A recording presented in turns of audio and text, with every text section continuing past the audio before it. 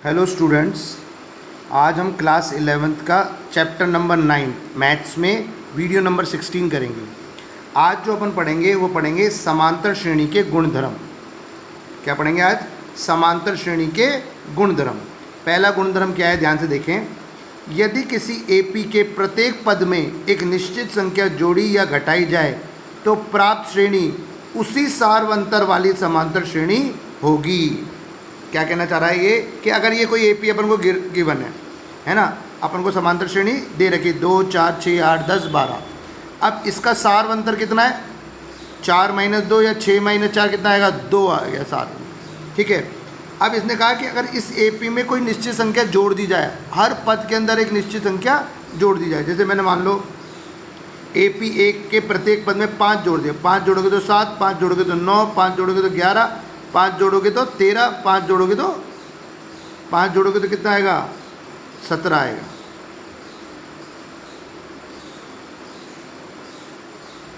इसमें 5 जोड़ा, 5 जोड़ने पर 7, 5 जोड़ने पर 9, 5 जोड़ने पर 11, इसमें 5 जोड़ने पर 13, इसमें 5 जोड़ने पर 15। सही है, ठीक है। ऐसे आगे चलता रहेगा कार्यक्रम।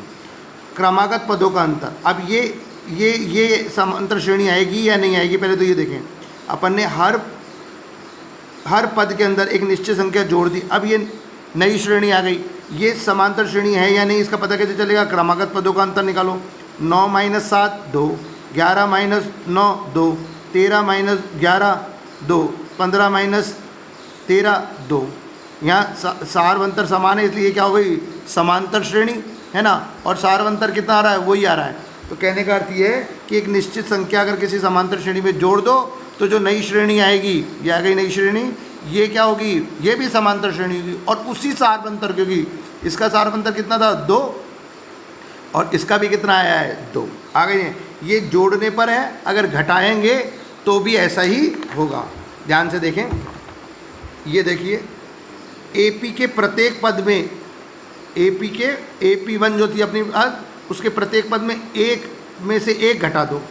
अब एपी क्या थी? 2, 4। ये जो AP1 थी वो क्या थी? 2, 4, 6, 8, 10, 12। ठीक है, डॉट डॉट डॉट। अब इसके प्रत्येक पद में से एक घटा दिया। एक घटाओगे तो एक आएगा, एक घटाओगे तो 3, 5, 7, 9 और 11। ठीक है। अब ये नई श्रेणी आ गई। इसका कैसे पता चलेगा सार्वंतर क्या होगा, या ये समांतर श्रेणी है या नहीं? क्रमागत पदों का अंतर करो। 3 - 1 2, 5 - 3 2, 7 - 5 2, 9 - 7 2। यहाँ क्रमागत पदों का अंतर क्या हो गया? समान हो गया। तो ये क्या हो गई? समांतर श्रेणी प्राप्त होगी। घटाने के बाद एक निश्चित संख्या घटाई तो भी, और उसका सार्वंतर वही होगा जो मूल समांतर श्रेणी का था। ठीक है, इज डेट क्लियर? तो एक बार फिर बता रहा हूँ कि पहला गुणधर्म क्या है? समांतर श्रेणी के प्रत्येक पद में एक निश्चित संख्या जोड़ने या घटाने पर जो नई श्रेणी प्राप्त होगी वो भी कैसी होगी? समांतर श्रेणी। और मूल समांतर श्रेणी का सार्वंतर, और घटाने पर और जोड़ने पर जो नई श्रेणी प्राप्त होगी उसका सार्वंतर भी समान होगा। ठीक है। अब आ जाते हैं दूसरा गुणधर्म। ध्यान से देखिए, दूसरा गुणधर्म क्या है? यदि एपी के प्रत्येक पद को एक निश्चित संख्या से गुणा करने पर प्राप्त श्रेणी भी एपी होगी, परंतु नई श्रेणी का सार अंतर दी गई समांतर श्रेणी के सार्वंतर का उतना ही गुना हो जाएगा जितना कि संख्या से गुणा किया गया है। अब ये गुणा के ऊपर नियम आ गया कि मान लो कोई समांतर श्रेणी है, उसके प्रत्येक पद को एक निश्चित संख्या से गुणा कर दिया, तो जो नई श्रेणी आएगी वो भी क्या आएगी? समांतर श्रेणी आएगी। और इसका सार्वंतर जो आएगा, नई श्रेणी समांतर श्रेणी का सार्वंतर क्या होगा? उतना ही गुना होगा जितना कि पहले जो सार्वंतर था उसका उतना ही गुना होगा जिस संख्या से आपने प्रत्येक पद को गुणा किया है। सार्वंतर को भी उससे गुणा करने पर प्राप्त होगा। जैसे ध्यान से देखें, ये पहले एपी दे रखे 3, 6, 9, 12, 18 डॉट डॉट। इसका सार्वंतर क्या आएगा? 6 - 3 करोगे तो कितना आएगा? 3 आएगा। Is that clear? इसका सार्वंतर क्या आ गया? 3 आ गया। अब प्रत्येक पद को किससे गुणा कर दो? इस एपी के 2 से कर दो। तो ये 6, ये 12, ये 18, ये 24, ये 30। ठीक है। अब क्रमागत पदों का अंतर 12 - 6 6, 18 - 12 6, 24 - 18 6, 30 - 24 6। यहाँ क्रमागत पदों का अंतर कितना आ गया, समान आ गया, तो ये समांतर श्रेणी हो गई। अब इसका सार्वंतर 6 आया। 6 कैसे आया, देखो पहले वाली का कितना था, 3, पहली वाली का सार्वंतर 3 था, किससे गुणा किया, 2 से, तो उसके सार्वंतर को 3 गुणा 2 करोगे तो भी तो क्या आएगा, 6, यानी उतना ही गुणा हो जाएगा सार्वंतर जिससे आपने गुणा किया है, आएगी AP ही। ठीक है, आ गई बात समझ में। अगला गुणधर्म तीसरा देखिए बेटा, क्या कह रहा है, किसी AP के प्रत्येक पद को एक निश्चित संख्या से भाग देने पर प्राप्त श्रेणी भी समांतर श्रेणी होगी। वो गुणा का था, ये किसका आ गया, भाग दोगे प्रत्येक पद में एक निश्चित संख्या का तो भी क्या आएगी, समांतर श्रेणी। परंतु नई श्रेणी का सार्व अंतर दी गई समांतर श्रेणी के सार्व अंतर का उतना ही गुना होगा जिस संख्या से हमने दी गई AP को विभाजित किया है या भाग दिया है। मतलब नई श्रेणी का जो सार्व अंतर आएगा वो कैसे प्राप्त होगा, पुरानी श्रेणी के सार्व अंतर में जिससे आपने भाग दिया है संख्या से प्रत्येक पद में, उसका भाग दोगे तो सार्व अंतर आएगा। देखो कैसे उदाहरण से स्पष्ट हो जाएगा। जैसे देखो ये AP दे रही 4, 8, 12, 16, 20 डॉट डॉट, सार्वंतर 8 - 4 कितना आ गया, 4। प्रत्येक पद को किससे भाग कर दिया, 2 से। इसमें 2 का भाग दोगे 2, इसमें 2 का भाग दोगे 4, इसमें 2 का भाग दोगे 6, इसमें 2 का भाग दोगे 8, इसमें 2 का भाग दोगे 10। अब क्रमागत पदों का अंतर के 4 - 2 2, 6 - 4 2, 8 - 6 2, 10 - 8 2। क्रमागत पदों का अंतर क्या आ गया, समान। तो ये समांतर श्रेणी प्राप्त होगी ना भाग देने के बाद भी। प्रत्येक पद में AP के एक निश्चित संख्या का भाग देने पे जो नई श्रेणी आई वो भी कैसे आई, समांतर श्रेणी, क्योंकि क्रमागत पदों का अंतर क्या है, समान। अच्छा, सार्वंतर इसका कितना रहा, 2। कैसे आया, मूल समांतर श्रेणी का सार्वंतर कितना था, 4, 2 से भाग दिया प्रत्येक पद, इसमें भी 2 का भाग दो, 4 में 2 का भाग दोगे तो कितना रहा है, 2। आ गई बात समझ में, ये नियम है, याद रखने हैं। अगला गुणधर्म देखो चौथा, किसी समांतर श्रेणी, किसी परिमित समांतर श्रेणी में प्रारंभ तथा अंत से समान दूरी पर स्थित पदों का योग अचर होता है तथा यह उसी श्रेणी के मध्य पद के योग के बराबर होता है।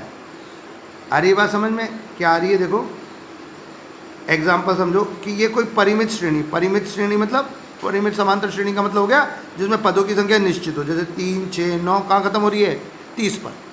अब देखो इसके मध्य जो देखो 4 पद इधर छोड़ दिए और 4 इधर छोड़ दिए, तो मध्य में कितने पद आ गए, ये 2 आ गए। इन दोनों का योग 33 आ रहा है। अच्छा, अब इनसे क्या बोल रहा है, किसी परिमित समांतर श्रेणी के प्रारंभ और अंत से, यानी आगे से पहला और पीछे से पहला, अंत से पहला और प्रारंभ से पहला, इनका योग कितना आ रहा है, 33। अब उसके बराबर ही आएगा जो मध्य पदों के योग है। ठीक है, अब यहाँ पे क्या करा अपन ने, यहाँ से अंत से दूसरा और प्रारंभ से दूसरा, 6 और 27 का योग कितना आएगा, वही 33 जो मध्य पद का योग होगा। पीछे से तीसरा और आगे से तीसरा पद, तो क्या होगा, उनका योग भी कितना आ रहा है, 33। पीछे से चौथा, आगे से चौथा, मतलब समान दूरी पर स्थित, प्रारंभ और अंत से समान दूरी पर स्थित पदों का योग भी कितना आ रहा है, 33, वही मध्य पदों के योग के बराबर। मान लो मध्य में एक ही पद होता तो उसी के बराबर आ जाता, क्या आ जाता, उसी के बराबर आ। जैसे देखो अगर मान लो ये हटा लो तो प्रारंभ और अंत से कितना पद हो गया, 27 और 3 30 हो गया। अब मध्य पद देखो 1 2 3 4 इधर से जोड़ दो, 1 2 3 4 इधर से जोड़, बीच का पद कितना हो गया, 15। अगर मध्य में एक ही पद है तो वही आ जाएगा, और 2 पद है तो उनके योग के बराबर आएगा।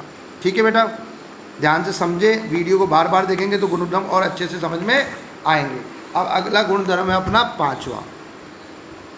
क्या है बेटा अपना अगला गुणधर्म, 5वां, किसी समांतर श्रेणी का प्रत्येक पद पहले पद को छोड़कर उससे समान दूरी पर स्थित पदों के योग का आधा होता है। देखो एक नया नियम, ये कोई समांतर श्रेणी है, पहले पद को छोड़ने के अलावा पहले पद के ऊपर ये नियम लागू नहीं होता। मान लो ये है, कोई भी पद ले लिया मैंने 15, है ना, इससे समान दूरी पर स्थित पदों का, इससे इधर आगे की तरफ एक कदम चले तो एक पद आया, और इधर पीछे एक कदम चले तो एक पद आया। इन दोनों के समान दूरी पर, दाएं और बाएं दोनों और समान दूरी पर जो संख्या या पद है उनके योग का आधा होता है। ये देख लो, इन दोनों का योग कितना हो गया, 30 का आधा करें तो कितना आ गया, 15। मान लो अपन थोड़ा और आगे चलते हैं, 1 2 3 कुछ जाते हैं, इसकी बात करते हैं 6 की। तो इधर भी 1 2 3, इधर बात करेंगे 24। 24 और 6 का योग करो 30, 30 का आधा करो, कितना आगे बढ़ता है। मतलब कोई भी पद उससे समदूरस्थ पदों के योग का आधा होता है। ठीक है, आ रही है बात समझ में? अगला आ जाइए, यदि दो भिन्न भिन्न n पदों वाली दो समांतर श्रेणी हैं तो संगत पदों का योग व अंतर करने से प्राप्त श्रेणी भी समांतर श्रेणी होगी। देखो बेटा, ये दो AP है, दोनों में पदों की संख्या समान है, सारवंतर हो सकता है अलग अलग हो, लेकिन पदों की संख्या क्या है यहाँ पर? समान। तो देखो उन दोनों का योग कर लो, क्रमागत पदों का योग कर लो, A1 + B1, A2 + B2, A3 + B3, A4 + B4, AN + BN, या अंतर कर लो, योग कर लो या अंतर कर लो, वो जो नई श्रेणी आएगी वो भी क्या आएगी? समांतर श्रेणी। उदाहरण देखो, AP1 क्या है? 5 10 15 20 ... n पदों तक है ना, और सारवंतर कितना आएगा? 10 माइनस कितना आ गया? 5 आ गया, कितना आ जाएगा? 5। ठीक है, अच्छा दूसरी AP क्या है? AP2 2 4 6 8 n पदों तक, सारवंतर कितना आएगा? 6 माइनस 2 कितना आ जाएगा? 2। अब इनका योग कर दिया तो नई श्रेणी कैसे बनेगी? 7 5 और 2 7 14 21 28। अब इसका ये समांतर श्रेणी है, देख लो, 14 माइनस 7 7, 21 माइनस 14 7, 28 माइनस 21 ये भी 7। क्रमागत पदों का अंतर समान आ गया, तो ये भी क्या आ गई? समांतर श्रेणी। अब सारवंतर क्या आएगा इसका? जो पहली वाली, जैसे अब इसका तो 7 आ ही रहा है, तुम्हारे को पता है, 14 माइनस 7 क्या होगा? पहले जो समांतर श्रेणी थी उसका और इन दोनों का, पहली का तो 5 सारवंतर था और इसका कितना था? 2। 5 और 2 को जोड़ोगे तो क्या आएगा? 7। यानी जोड़ा अगर समांतर श्रेणियों के क्रमागत पदों का, तो सारवंतर भी जो नई श्रेणी का आएगा वो जुड़कर आएगा। अगर घटाते तो घटकर आता, आगे खुद भी घटाकर देख सकते हो। ठीक है, ध्यान से समझें, ये लास्ट गुणधर्म है 7वां।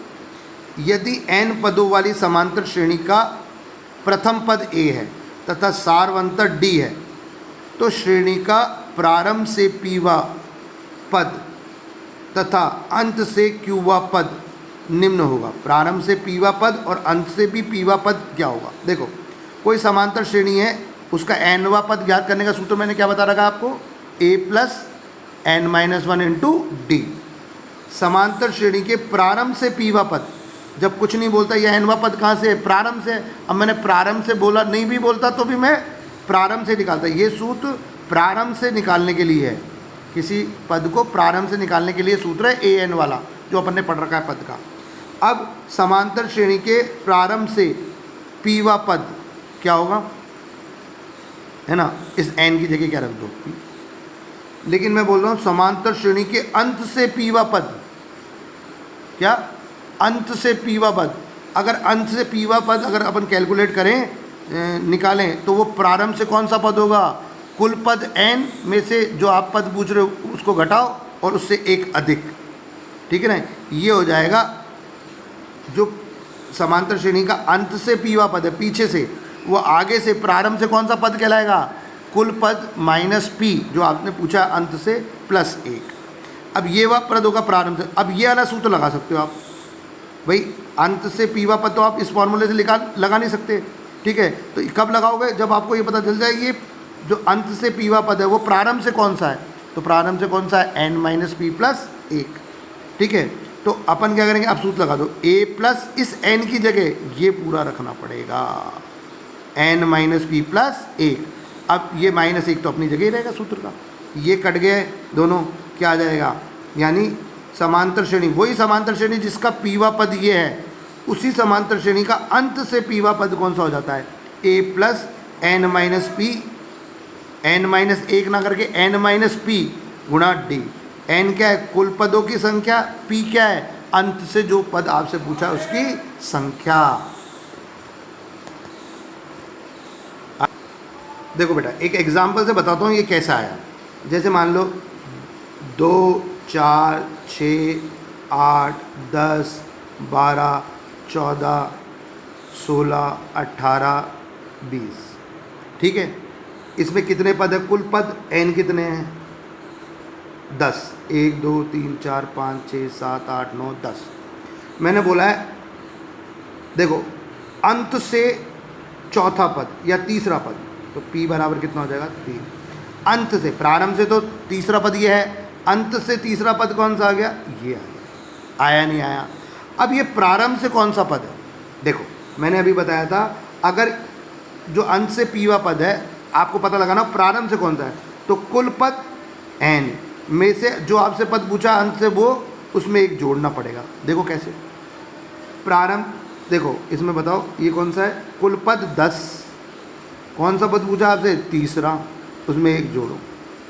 10 और 1 11, 11 में से 3 जाएगा तो कितना आएगा, 8वां पद हो जाएगा। देखो 1 2 3 4 5 6 7 8, हो रहा है नहीं हो रहा, समझ में आ गया? इसलिए क्या करा, कुल पद में से जो आपसे पद पूछा है वो घटा दो अंत से जब पूछे तब, और प्लस 1 करना पड़ेगा, 1 ज़्यादा हो करना पड़ेगा, वो वाला पद होगा। ये आ गई बात समझिए, कोई दिक्कत? ये सूत्र आपको ध्यान रखने हैं। इस वीडियो में इतना ही है, अगले में इनके ऊपर और उदाहरण करेंगे, ठीक है।